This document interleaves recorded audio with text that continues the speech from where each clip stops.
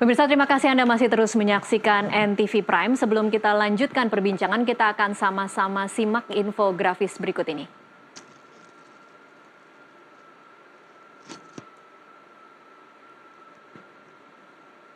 Akan menggelar pembekalan atau retreat bagi para kepala daerah yang sudah dilantik usai memenangkan Pilkada serentak 2024 di Akademi Militer Magelang pada 21 hingga 28 Februari 2025 mendatang.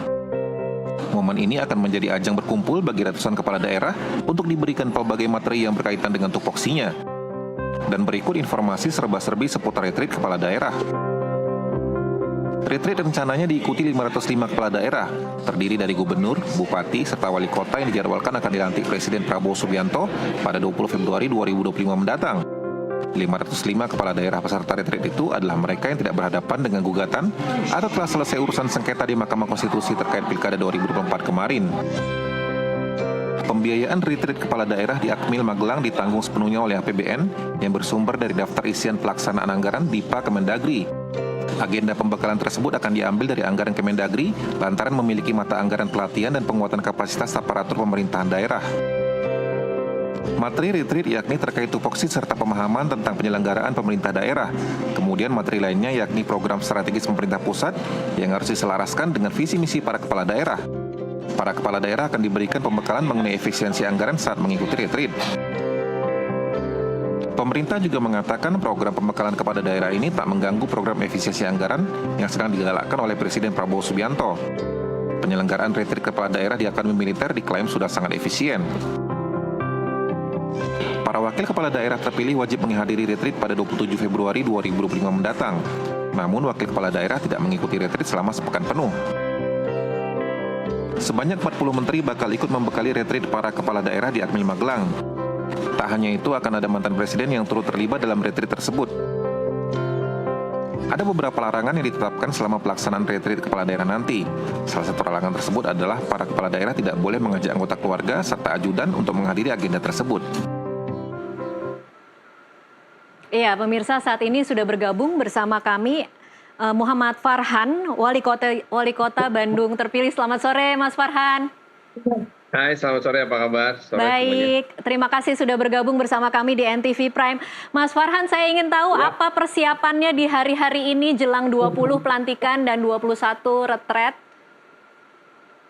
Yang paling penting kami menunggu dulu hal-hal yang pasti, baik itu konten, jadwal, keberangkatan, dan lain-lain. Karena memang ada beberapa hal teknis kecil yang harus kita pastikan, seperti selesai pelantikan, kapan kita bisa melakukan sertijab, kemudian pidato di rapat paripurna DPRD, kemudian kita juga mesti memikirkan bagaimana dengan pelantikan tim penggerak PKK, karena pelantikan kepala daerah, tim penggerak PKK, sertijab, dan pidato DPRD itu rangkaian yang tidak boleh terputuskan. Gitu.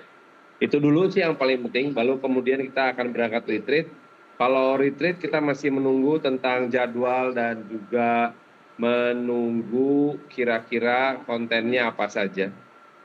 Beberapa briefing sudah kita terima, gambaran di sana seperti apa sudah kita terima, tetapi detail-detail kecilnya belum kita terima. Jadi rundown dari 21 ke 28 belum ada ya berarti, Mas Farhan?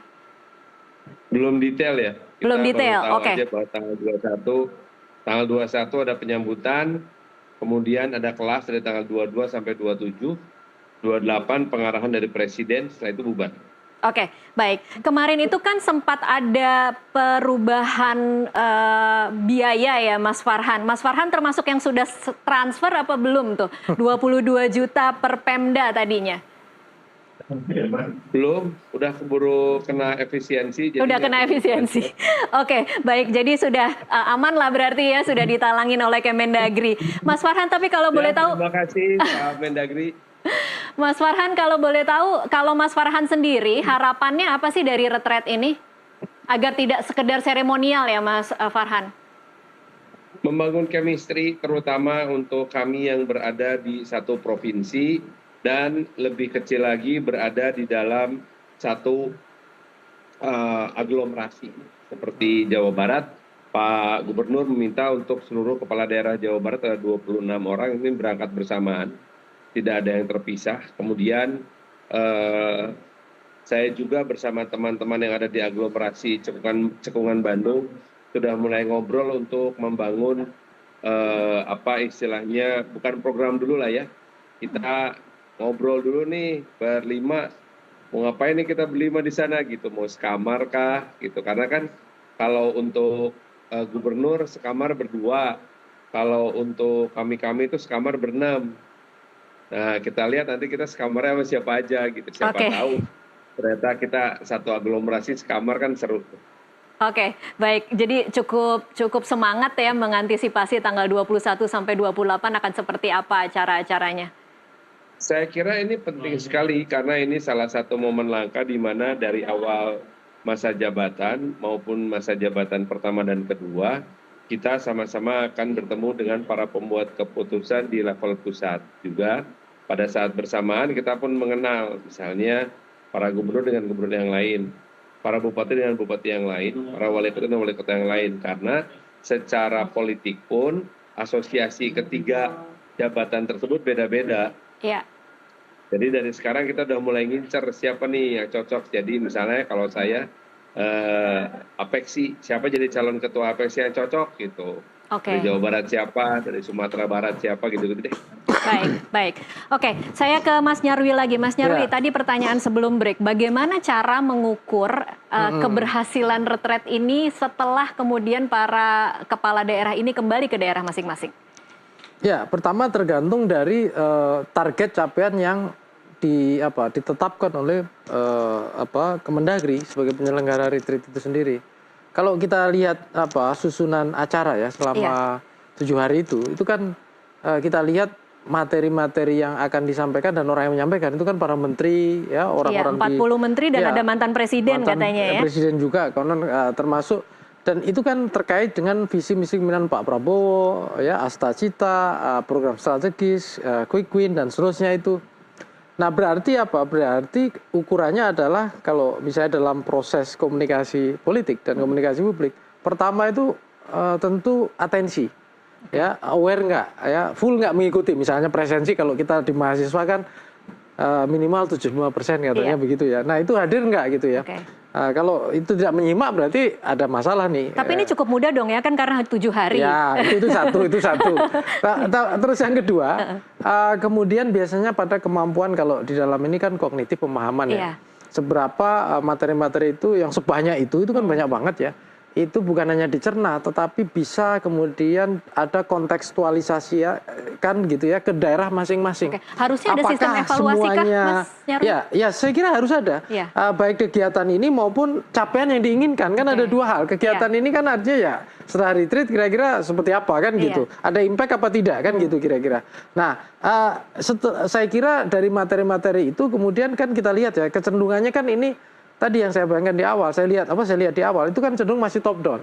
Jadi menteri memberikan pembekalan, ini memberikan, tapi itu wajar karena kita negara kesatuan. Jadi ada visi misi yang itu dari pemerintah pusat. Tetapi kemudian yang jadi tantangan adalah Tasya, tiap daerah kondisinya beda-beda. APBD-nya beda-beda, masalah yang dihadapi beda-beda gitu ya. Yang mungkin materi yang top down itu tidak cocok untuk semua daerah. Ya artinya perlu ada dinamika dengan kondisi di lapangan kan gitu. Kemudian visi misi kepala daerah kan juga ada, kan gitu. Misalnya Kang Farhan ini di Bandung, itu kan juga ketika kampanye punya visi misi, yang itu juga janji ya kepada rakyatnya. Nah ini kan juga disinergikan juga, mesti dengan jadi daerah juga menjadi bagian dari pemerintah pusat, tetapi kepala daerah juga juga saya kira bisa berinovasi ya. Punya keleluasaan ya berarti. Untuk kemudian tidak hanya menjalankan agenda-agenda pemerintah pusat tapi juga berinovasi, mengembangkan gitu, beradaptasi dengan masing-masing kondisi yang dihadapi, termasuk sumber daya yang dimiliki. APBD-nya kan ada yang besar, ada yang kecil, ada yang pas-pasan gitu kan. Nah, seperti itu kira-kira. Baik, saya ke Mas Farhan sekarang. Mas Farhan, ya kira-kira sudah terbayang tidak mekanisme seperti apa yang nanti Mas Farhan akan kerjakan untuk memastikan bahwa materi, pembekalan, semangat dan prinsip yang diterima pada 21 hingga 28 Februari itu akan terus terjaga selama menjabat? Saya rasa kalau dari apa yang sudah dijadi pembekalan itu akan jadi pegangan terutama untuk membuka political will di antara kita semua bahwa kita sekarang mengetahui batasan-batasan apa saja minimal dalam setahun ke depan di tahun anggaran dan rencana kerja anggaran ini yang bisa harus kita sesuaikan. Efisiensi yang telah ditetapkan oleh Presiden melalui Impres nomor 1 pun toh banyak penafsirannya yang berbeda-beda di setiap daerah. Nah, sekarang ini kesempatan yang nyata untuk kita langsung menanyakan kepada Menteri Keuangan contohnya, kepada Mendagri contohnya. Nah, yang kedua juga perlu kita pertanyakan adalah program-program pencapaian infrastruktur. Insya Allah kalau ada Menteri Pemukiman datang kita bisa nanya strategi apa yang akan dibuat untuk memenuhi 3 juta rumah dan apa yang bisa kita bantu. Kalau kita nanti ketemu dengan Kepala Badan Gizi Nasional, kita pengen tahu apakah daerah diberi peran untuk terlibat dalam program pemberian makan bergizi untuk anak-anak sekolah. Kalau kita nanti bertemu dengan Menteri Kesehatan, kita akan menanyakan mengenai bagaimana sebetulnya kebijakan mengenai UHC, Universal Healthcare, mengenai BPJS dan lain-lain. Karena bagaimanapun juga kita di setiap kota, kabupaten, dan provinsi kan harus menyiapkan anggaran untuk hal itu. Dan yang paling penting adalah dari target efisiensi yang dicanangkan oleh Pak Prabowo ini, waktu kemarin kami hadir semua ke Hambalang di hari Jumat, dinyatakan oleh beliau bahwa efisiensi ini nanti tujuannya untuk makan bergizi dan juga untuk pembangunan ruang kelas baru. Nah, tentu saja betul tadi seperti yang disampaikan bahwa di setiap daerah memiliki karakteristik yang berbeda-beda khususnya di dunia pendidikan. Hal yang terpenting nanti akan kita kejar juga pada saat kita diskusi adalah mengenai bagaimana kita bisa menerapkan SPMB 2025. Karena kalau memang berbeda dengan sistem zonasi, apa bedanya, apa samanya, dan kita harus melihat juga di mana titik-titik peluang bisa terjadinya pelanggaran hukum.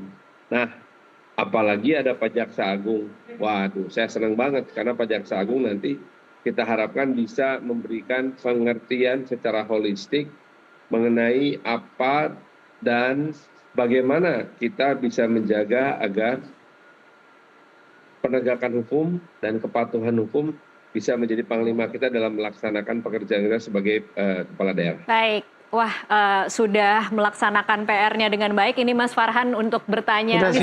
List pertanyaannya sudah banyak untuk dosen-dosen yang akan mengajar ya berarti. Udah siap ini Kang Farhan. Oke, ini pertanyaan. Waktu di DPR kan dulu ada yang namanya apply bersama Lemhanas. Iya.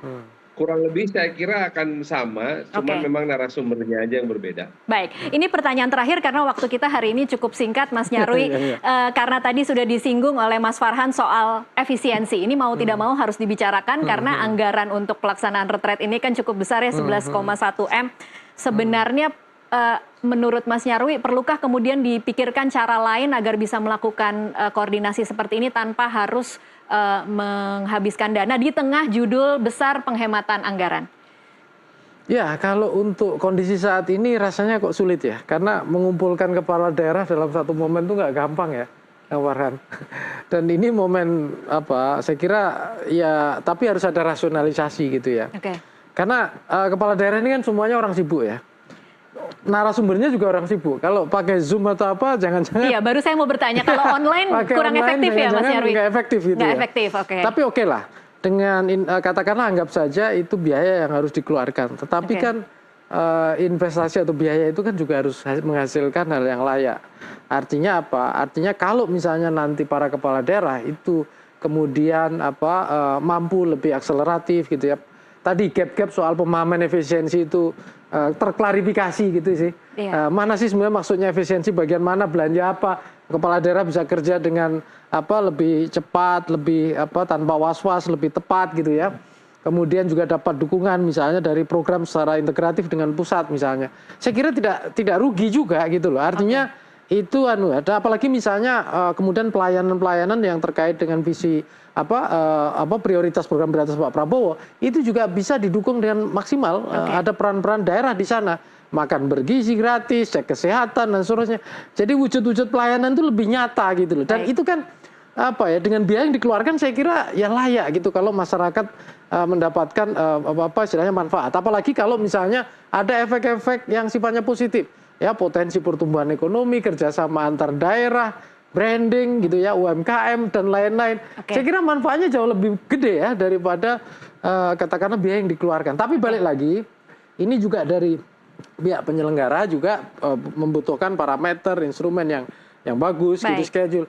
Yang kedua, kepala daerah pesertanya juga bisa memanfaatkan momentum ini lebih maksimal. Oke, baik. Gitu. Jadi 11,1 M itu tidak akan terasa mahal ketika kemudian 5 tahun kemudian adalah kita bisa menikmati, kita sebagai warga kemudian bisa menikmati hasil dari koordinasi itu ya. Begitu ya? Oke, baik. Terima kasih Mas Nyarwi, Mas Farhan untuk waktunya bersama kami di NTV Prime.